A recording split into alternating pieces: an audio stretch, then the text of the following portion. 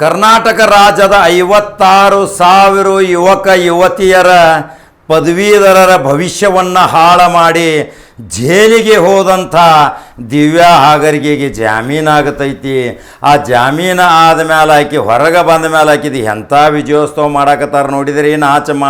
ಮಾನ ಮರ್ಯಾದೆ ಇಲ್ಲದಂಥವರು ಕರ್ನಾಟಕ ರಾಜ್ಯದಲ್ಲಿ ಕಣ್ಣಾಗ ಎಣ್ಣೆ ಹಾಕ್ಕೊಂಡು ರಾತ್ರಿ ಹಗಲಿ ಪರೀಕ್ಷೆ ಬರೆದು ಉತ್ತಮ ರೀತಿಯಿಂದ ಅಂಕ ಪಡೆದಂಥ ಮಕ್ಕಳನ್ನು ವಂಚಿಸಿ ಇವತ್ತು ಆ ಪ್ರಶ್ನೆ ಪತ್ರಿಕೆ ಮತ್ತು ಉತ್ತರ ಪತ್ರಿಕೆಗಳನ್ನು ಸಹಿತ ಬರೆದು ಕರ್ನಾಟಕ ರಾಜ್ಯದಲ್ಲಿ ರಾದ್ದಾಂತ ಮಾಡಿದ ಒಂದು ಕೆಲವು ರಾಜಕೀಯ MLA ಮಂತ್ರಿಗಳ ಸಹಕಾರದಿಂದಲೂ ಸಹಿತ ಹಾಳು ಮಾಡಿ ಆ ಬಡ ಯುವಕ ಯುವತಿಯರನ್ನು ಬೀದಿಗೆ ತಳ್ಳಿ ಅವರನ್ನು ವಂಚಿತರನ್ನಾಗಿ ಮಾಡಿದಂಥ ಈ ದಿವ್ಯಾ ಹಾಗರ್ಗಿಗೆ ವಿಜಯೋತ್ಸವ ಆಚರಣೆ ಮಾಡತ್ತಾರ ನೋಡ್ರಿ. ನಾಚಿಕೆ ಮಾನ ಮರ್ಯಾದೆ ಇಲ್ಲದವ್ರ ಪಟಾಕಿ ಹಾರ್ಸಾಕತ್ತಾರ, ತೋಪು ಕಳ್ಸಾಕತ್ತಾರ, ಆಕಿಗೆ ಮಾಲಾರ್ಪಣೆ ಮಾಡಾಕತ್ತಾರ, ಸಿಹಿ ಹಂಚಾಕತ್ತಾರ.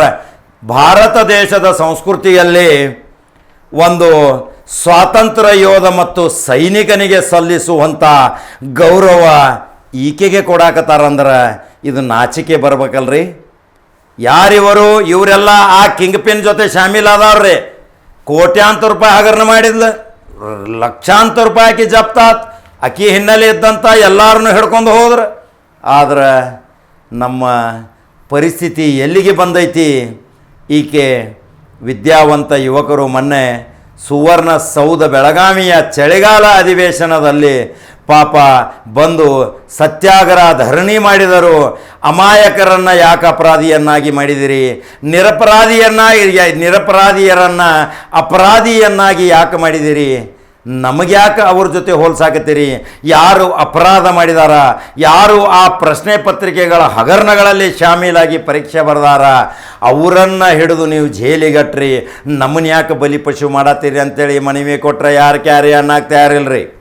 ಅವರನ್ನು ಕರ್ಕೊಂಡು ಹೋಗಿ ನಾವು ಹೋಮ್ ಮಿನಿಸ್ಟರ್ ಮತ್ತು ಸ್ಪೀಕರ್ ಹತ್ರ ಹೋಗಿ ಅದನ್ನು ಮನವಿ ಕೊಡಿಸಿದ್ದೀವಿ. ಆದರೂ ಅವರಿಂದ ಬಾಯಿಂದ ಬಂದ ಉತ್ತರ ಆಯಿತು ನೋಡ್ತೀವಿ ಪರಿಶೀಲನೆ.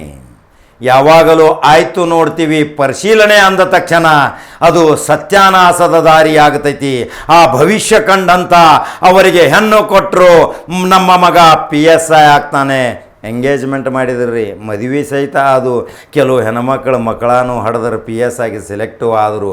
ಆದರೆ ಬರಸಿಡಿಲ್ಲನಂತೆ ಬಂದಳು ದಿವ್ಯಾ ಹಾಗರ್ಗಿ ಹಗರಣ. ದಿವ್ಯಾ ಹಾಗರ್ಗಿಗೆ ಹೆಸರು ದಿವ್ಯಾ ಹಗರಣ ಅಂದ್ರೂ ಅಡ್ಡಿ ಇಲ್ಲ. ಆದರೆ ಇವತ್ತು ಆ ತೋಪು ಮತ್ತು ಸಿಹಿ ಹಂಚುವ ಪಟಾಕ್ಷಿ ಎಷ್ಟು ನಿರಪರಾಧಿ ಯುವಕರ ಹೊಟ್ಟೆಗೆ ಕರಳಿಗೆ ಚೂರು ಅಂತೈತ್ರಿ. ಎಷ್ಟು ಅಸೂಯೆ ಪಡುವಂಥ, ಎಷ್ಟು ನೋವು ಅನುಭವಿಸುವಂಥ ಆ ಯುವಕರ ಪಾಡೇನು. ಈಕೆ ಬಂದಳು, ಇನ್ನು ಮತ್ತೆ ಅದೇ ದಂಧೆಗೆ ಇಳಿತಾಳನ್ನೋದು ಇನ್ನು ಮತ್ತೆ ಕರ್ನಾಟಕ ರಾಜ್ಯಕ್ಕೆ ಸೂಚಕ ಅಲ್ರಿ. ಇದರಲ್ಲಿ ಎಷ್ಟು ಶಾಸಕರಿದ್ದರು, ಆ ಶಾಸಕರ ವಿಡಿಯೋಗಳನ್ನು ಹೊರಬಿಡ್ತು, ಆಡಿಯೋಗಳ ಮಾತುಗಳನ್ನು ಎಷ್ಟು ಲಕ್ಷಕ್ಕೆ ಹೊಂದಾಣಿಕೆ ಮಾಡಲಾಗಿತ್ತು. ಇದೇ BJP ಸರ್ಕಾರದ ಸಂಸ್ಕೃತಿ ನೋಡ್ರಿ. KPTCLದಲ್ಲಿ ಹೆಸ್ಕಾಮ್ದಲ್ಲಿ ಅನೇಕ ರೀತಿಯ ಅವ್ಯವಹಾರಗಳು ಆದವು. ಪ್ರಶ್ನೆ ಪತ್ರಿಕೆಗಳ ಹಗರಣ ಹೊರಗೆ ಬಂದವು. ಯಾವ ಪರೀಕ್ಷೆಗಳನ್ನು ಮಾಡಿದರೂ ಈ BJP ಸರ್ಕಾರ ಎಲ್ಲವೂ ಬಹಿರಂಗಗೊಂಡು 10-20 ಲಕ್ಷಕ್ಕೆ ಕಡಲೆಕಾಯಿಗಂತೆ ಮಾರಾಟದ ವಸ್ತುಗಳಾಗಿ ಬಿಟ್ಟವು ಉದ್ಯೋಗಾವಕಾಶಗಳು. ಅದಕ್ಕಾಗಿ ನಾವು ಒಂದು ಮಾತು ಹೇಳಿದ್ದೀವಿ, ಯಾವುದೇ ಉದ್ಯೋಗ ಪಡಿಬೇಕಾದ್ರೆ ಇಂತಿಷ್ಟು ರೊಕ್ಕ ಅಂಥೇಳಿ ಒಂದು ಮೀನು ಹಾಕಿ ಬಿಡ್ರಿ, ಟೆಂಡರ್ ಕರೆದು ಬಿಡ್ರಿ. PSIಗೆ ಇಂತಿಷ್ಟು ಲಕ್ಷ, ಒಂದು SDC FDCಗೆ ಇಂತಿಷ್ಟು ಲಕ್ಷ, ಅಸಿಸ್ಟೆಂಟ್ ಇಂಜಿನಿಯರ್ ಎಕ್ಸಿಕ್ಯೂಟಿವ್ ಇಂಜಿನಿಯರ್ಗೆ ಇಂತಿಷ್ಟು ಲಕ್ಷ ಹರಾಜು ಹಚ್ಚ್ರಿ. ಟ್ರಾನ್ಸ್ಫರ್ದಾಗ ಹಣ ಲೂಟಿ ಮಾಡಿರಿ, ಅಪಾಯಿಂಟ್ಮೆಂಟ್ದಾಗ ಹಣ ಲೂಟಿ ಮಾಡಿರಿ. ಎಷ್ಟೋ ಜನರಿಗೆ ಅಪಾಯಿಂಟ್ಮೆಂಟ್ ಮಾಡ್ತೀನಿ ಅಂತೇಳಿ ಲಕ್ಷಾಂತರ ವಸೂಲಿ ಮಾಡಿ ಅವರಿಗೂ ಮೋಸ ಮಾಡಿ ಪಂಗನಾಮ ಹಾಕಿರಿ. ನಿಮಗೆ ಶಾಪ ಮಾತ್ರ ತಗುಲೋದ. ನೀವು ಯಾವ ಪಾಪ ಮಾಡಿರಿ, ಯಾವ ನತದ್ರಷ್ಟದಿರಿ, ಯಾವ ಲೋಕಕ್ಕೆ ಹೋಗುತ್ತೀರಿ, ನಿಮ್ಮ ಅಂತಿಮ ಸಂಸ್ಕಾರ ಆಗೋಕ್ಕಿಂತ ಮೊದಲು ನಿಮಗೆ ಯಾವ ಯಾವ ಶಾಪದ ಅಲೆಗಳಿಂದ ನರಳಿ ನರಳಿ ಸಾಯ್ತೀರಿ. ಆ ಯುವಕ ಯುವತಿಯರು ಪದವೀಧರರು ಇವತ್ತು ಬೀದಿಗೆ ಬಂದು ತಮ್ಮ ಅಹವಾಲ ತೆಗೆದುಕೊಂಡು ಹೋದಾಗ ಯಾರು ಕ್ಯಾರಿ ಅನ್ನಕ್ಕೆ ತಯಾರಿಲ್ರಿ.